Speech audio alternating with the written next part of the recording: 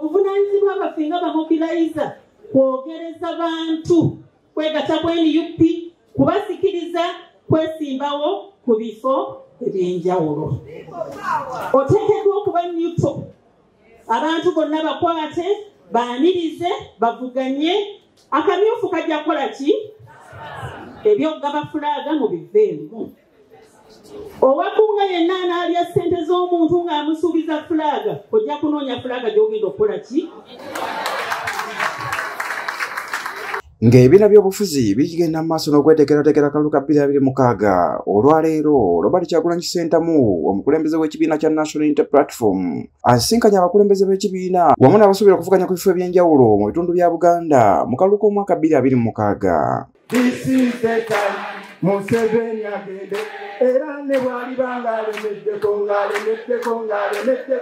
ne bwali bangalemeddeko ateeko buteeko people power. Mu lusisinkano olubadde ku kitebe ky'ekibiina e Makerere Kavule abakulembeze mu kibiina bongedde okukakasa abaagala okwesimbawo ku kaadi ya NUP nga bo bwe batalina buyinza okuwa muntu yenna kaadi okuggyako abalonzi be bagenda okukiikirira. President ayise wano abakulembeze ebbanga lyonna balete obujulizi ani yajja kwani ssente kubanga tulanyisa corruption. Terino omu yali avuddeyo n'ogenda okuwulira eyo ng'ebigambo biyitinga nantikadde wantu zitunda. Ekyo ekigambo kya diversion badaivatinga kubajja ku mulamwa. Ne kunono wano wanalukola era mwabiraba nga bifuluma. Omuntu omu asayininga era sanctioninga. Secretary General ajja binyonyola kubanga naluli yasayininga ku fomu zammwe. Mwalaba terinnya lya Nyanzi oba omukulembeze omulala. So that is total nonsense. Teri ku meza yonna mukitegedde bannange kyova olaba saagala bakuyita kwementererwa emmeeme. Saagala okementererwa emmeeme otuukirire Comrade Waiswa omugambe nkuwaddeyo mmeka kubanga tagenda gikuwa tagiina. Tobeereyo n'ogamba kantukirire SG nze genda kukugoberawo. Togamba kangende ntukirire Nubianiri abamututuulira nti ate mugezaako n'okuyita eyo n'omanya nti oba oli awo no assistant wono kamutuukirire ne b'otuukirira ani kaadi sinza agiina era ne president yavaayo n'agamba kaadi sinza agiina yatukulembera ffenna naye kaadi si agiina. Kaadi eri ludawa eri ku ground. So nno tubasaba mugende mukole ground mubeere ku ground. Ate ground kati nekino kankibasabe ground togendayo just kati ntoyagala kaadi ne bwoba okifunye banange sigala ku ground. Robert Kyagulanyi Ssentamu asinzidde bannasaba abakulembeze okwewala okwerumaluma olw'ebifo biri mu kalulu kano bonna batya buli omu asobola okuzanya paaka ey'enjawulo waliwo abagenda okwesimbawo. Nze mpozi nga muleseeyo omulala naye bwe waati wali mulala anze mwewulira musaba. N'ekyo tekimala. Twagala okubeera ne candidate agenda okuwangula candidate wa Museveni ku buli level kuva ku LC1 paka waggulu ku presidential. Ate si kwesimbawo bwesimbi kubanga eno tegenda kuba by election wagenda kubeerawo okulonda buli wamu. Manyi nti Museveni akozesa ssente zaffe nnyingi, manyi nti akozesa amagye gaffe ne tools zonna zonna eza coercion. Naye tusobola omustretchinga bwe tuba tuli deliberate about it. Museveni bw'aba wano ekawempe yaleese abajja ati n'aba piso n'abadiso simanyi n'abandi bonna n'abamalayo naye ne tumuwangula. Abaffe kifaanana kitya ng'abo tubagabanyizaamu emirundi nga giijo. Security ya Museveni bwe tuba nga tusitusa omulundi gumu ffenna buli omu n'agetinga involved ne wano mu Buganda wokka temumala tukontrolinga naye tulina Uganda yonna. Yamawanga Kivumbi omubaka wa Butambala District ng'ono yatwala ekitundu kya Buganda mu kibiina kya National Unity Platform asinzidde wano n'alangirira ezimu constituency ezitakyalimu bantu bakkiririza mu nkyukakyuka. Kimanya kyaki kabakati muzimanyi mwe muzongera nga nze nsirise tambuke emukono eyo waliyo ey'omulenzi gwe bayita Jime.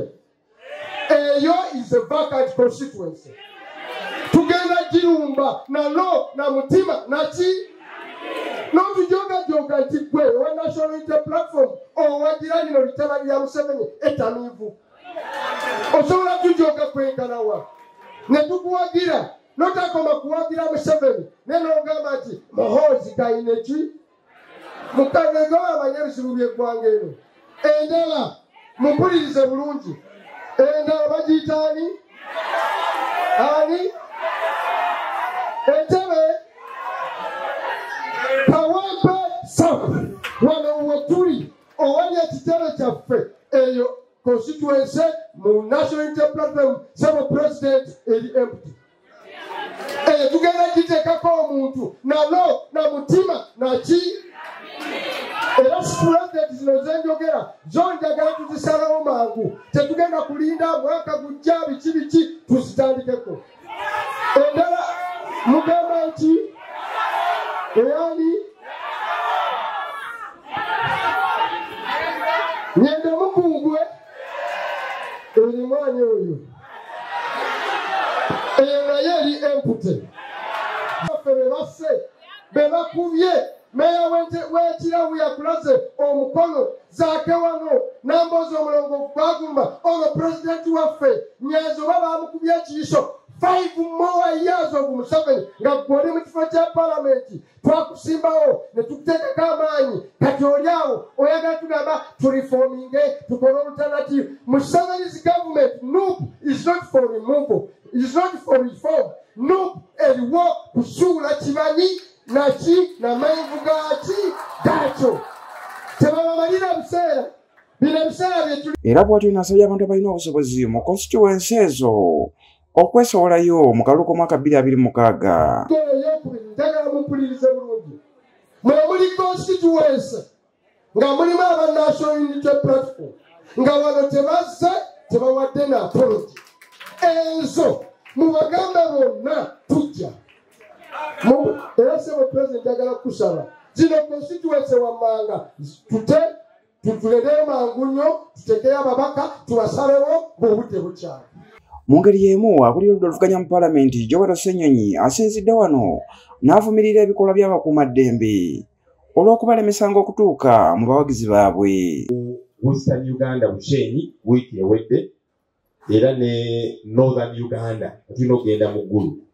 Mwabirabye abapoliisi ne kuzino naddala abakulembeze baabwe tebategeerekeka. Tugende balowooza nga sina baana bato ne mu ngeri ennafu ennyo ate nga kigenderere bavayo ne bagamba nti kakati mwe mutandise okukola politics muli eyo mukola politics ningankalera baba n'abantu oba bategeera lunaku ki guno okusooka ffe tuli kibiina kya byabufuzi tuli political party that is registered kati bw'ogamba nti kiba tugenzeyo okukola byabufuzi kikyoba otegeeza kubanga aba NRM tumbalaba nga beetala n'abatalina kwetala waliyo eno gurupu bagiyita piraawo era bwe basinkana abasimbuzi ne bajja piraawo ne bakola ki bo beetala awatali buzibu. Bo abakulembeze ku mitendera egy'enjawulo mu kibiina kya NUP baweze nga bwe bagenda okuggyayo n'ag'omu buto balabe nga bawangula akaluko mwaka 2026. Basimbula dda tununule ebitundu ebyo ebirabika nti bibyazaamaanyiziddwa. Atugambe nti tiketi oba kaadi teri wano ku kitebe eri wansi eri omuntu amawokota yamanyi omukulembeze emyaka 5 myaka 4 abadde akola ki. Era tumanyi bulungi nnyo nti munamawokota munnabuddu munnaki yenna ansa agimanyi.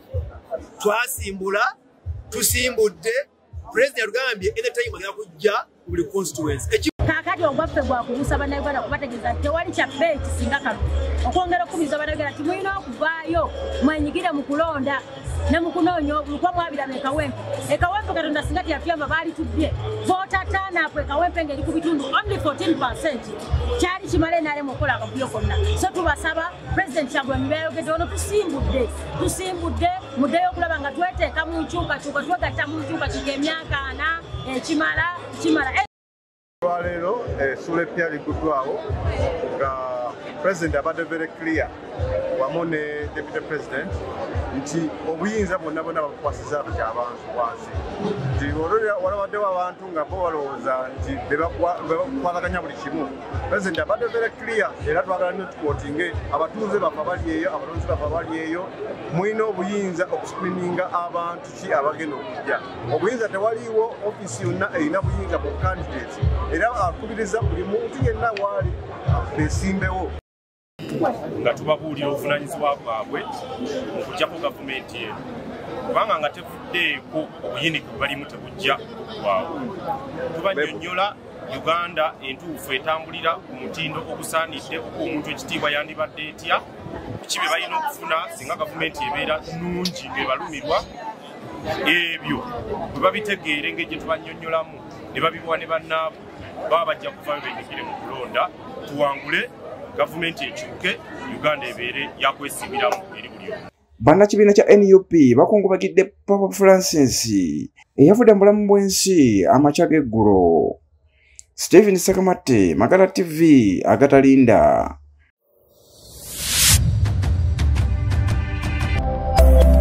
Eno ye Magala TV, okumanya we kutandikira.